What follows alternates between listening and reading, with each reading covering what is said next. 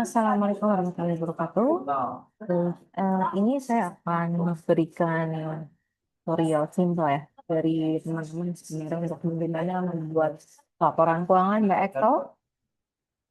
Nah, dari tugas kemarin ya ini saya coba.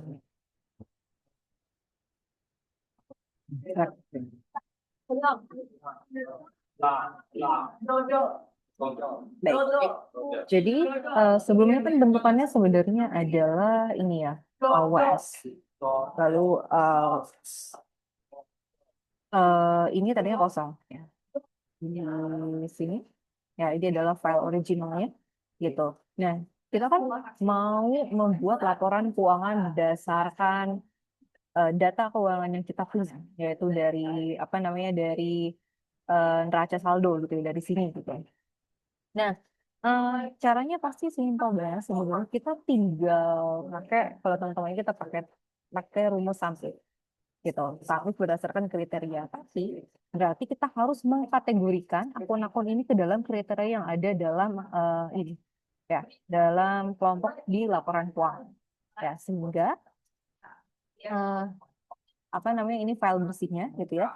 FSLI, financial statement line items gitu, yaitu berasal dari mana? Berasal dari ini, dari line-line ini. Jadi misalnya contoh, nomor akun 1000 sampai 1005 itu masuk ke dalam kas dasar kas gitu. Ini sudah kita kelompokkan FSLI waktu pertemuan 3 minggu atau 2 minggu kemarin gitu ya. Ini sudah ada FSLI-nya. Lalu ini adalah GL, General Ledger. Secara umum, transaksi saldo-saldo ini itu berasal dari apa namanya GL gitu ya. Berasal dari tarikan GL. Jadi setiap ada transaksi kita input, lalu biasanya dia eh, ketika ditarik datanya akan muncul saldo seperti ini. Gitu. Nah, tapi kalau di contoh sekarang ini adalah contohnya journal adjustment. Gitu. Konsepnya sama aja, kita sama-sama menjurnal transaksi dan juga sama-sama nanti akan masuk ke dalam trial balance atau TB. Nah, ini saldo awal, angkanya sudah given. Ini mutasi apa sebelum adjustment, debit kredit. Lalu di sini saya tambahkan satu kolom lagi, dua kolom gitu ya, yaitu kolom adjustment. Nah, kolom adjustment ini angkanya itu dari mana? Dari GL. Ya, dari GL di sum if, gitu. Di sum if, lalu di sini range-nya berarti range-nya adalah range nomor akun. Di blok sama saya. Lalu kriterianya berarti nomor akun di sini, lalu balik lagi ke sini kita akan ambil angka yang kolom debitnya aja. Gitu. Pun sama, yang kredit juga sama. Ya, coba saya ulang. Sama dengan if range ini. Ya, lalu balik ke sini, lalu ke debit. Ya. Kalau kredit jangan lupa ininya diganti digeser ke sini dilihat rumusnya. Oke. Dan ininya tadi kan kalau KA ya, di range nomor akun itu ya. Ya. Terus kalau kolom kredit apakah di kolom G, F, G. Oke, pas. Tinggal copy.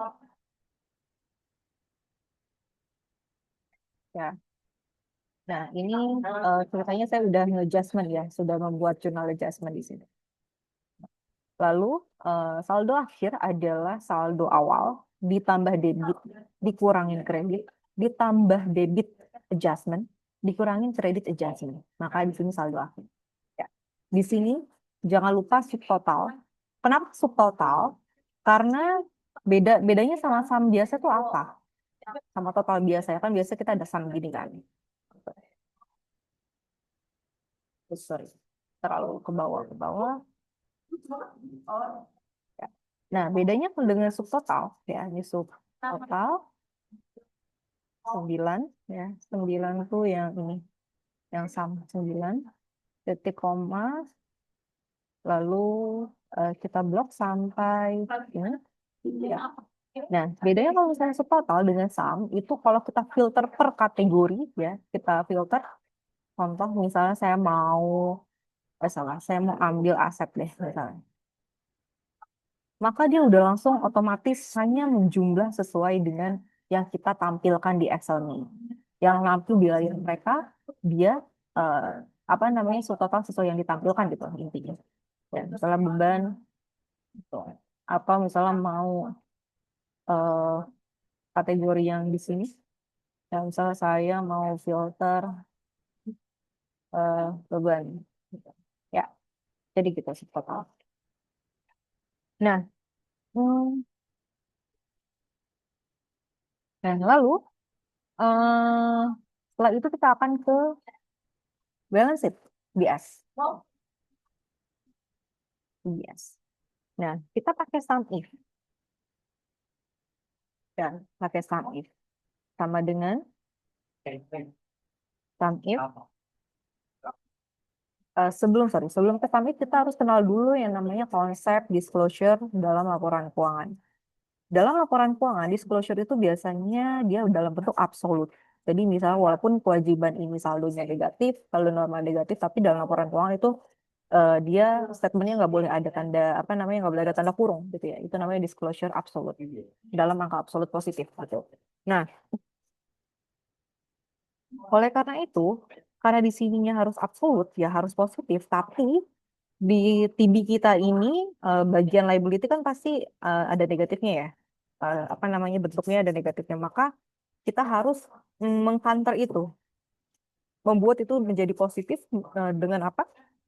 Dengan kasih tanda minus di depan. Itu sum if lalu kasih tanda minus. Sehingga ini saya coba sum if. Range-nya berarti itu dari FSLI, udah kita kategorikan. Lalu kriterianya mana? Kriterianya ini. Dan juga balik lagi ke sini, Pak ambil saldo yang akhir. Ya, saldo setelah adjustment. Ya. Lalu ini juga sama, ini udah ya.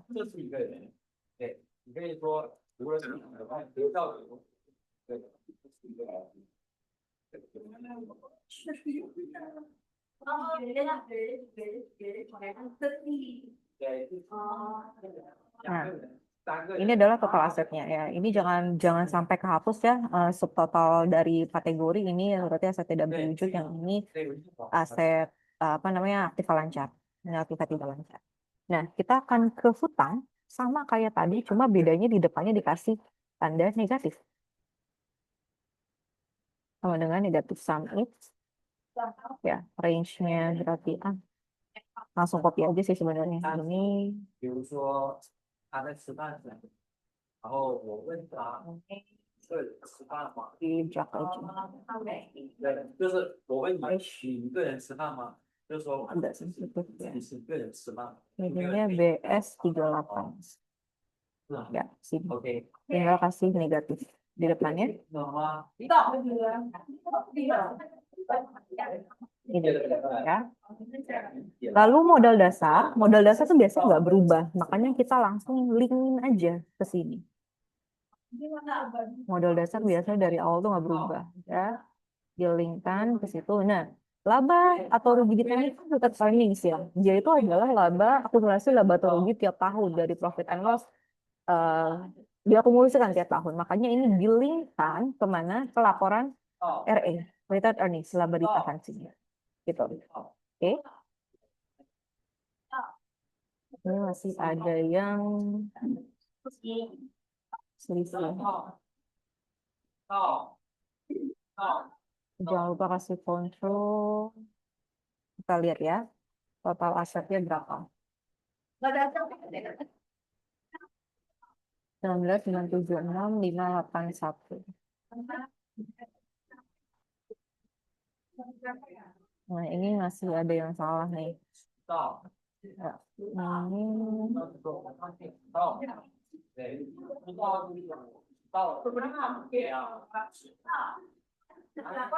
oke, sebentar ya.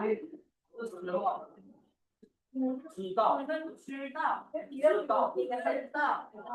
Ada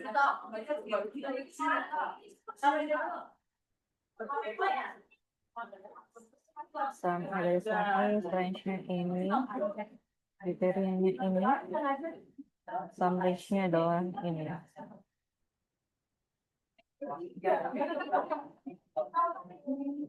Oke, begitu. Oh, ya, kurang kopi. Ya.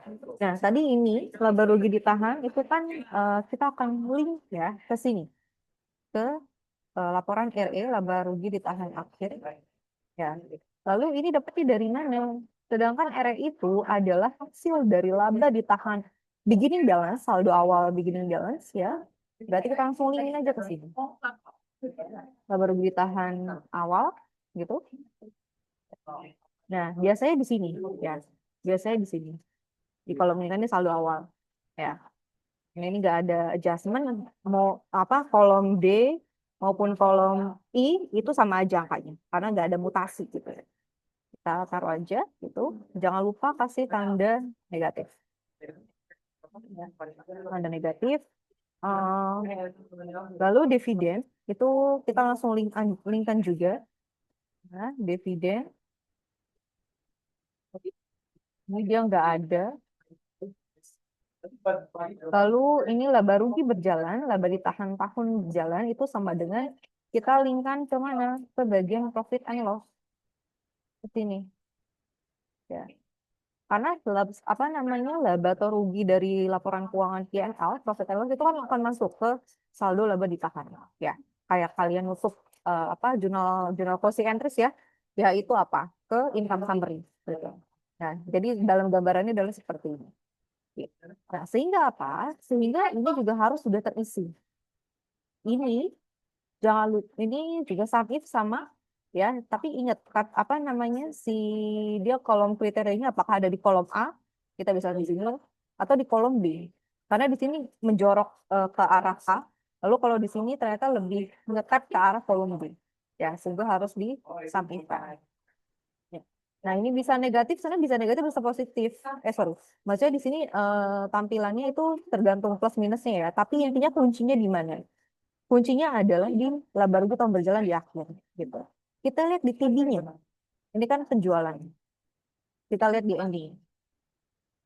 Kalau kalian gok sampai sini, ya, sampai itulah sampai sampai akhir ya, sampai akun-akun semula akun-akun laba rugi. Kalian bisa lihat di pojok kanan bawah kalian itu adalah sebenarnya adalah rugi tahun ini adalah 1 M, ya, 1,13. Ya. Kenapa saya bisa bilang rugi? Karena di sini pendapatannya udah ada tanda negatifnya. Ya. Pendapatan apa namanya negatif. Sehingga kalau misalnya beban lebih besar dari pendapatan, pasti ujung-ujungnya kan positif nilainya. Nggak ada tanda negatif. Nah, sehingga di sini kuncinya adalah harus rugi. Ya. Tapi kenapa di sini rugi kok negatif? Di sana kan positif ya. Karena tadi disclosure. Disclosure dalam laporan keuangan di sini katanya kalau rugi harus ada tanda negatifnya. Sehingga di sini apa namanya kita negatifkan dari subjek ini penjualan dan sebagainya dinegatifkan kecuali beban-beban.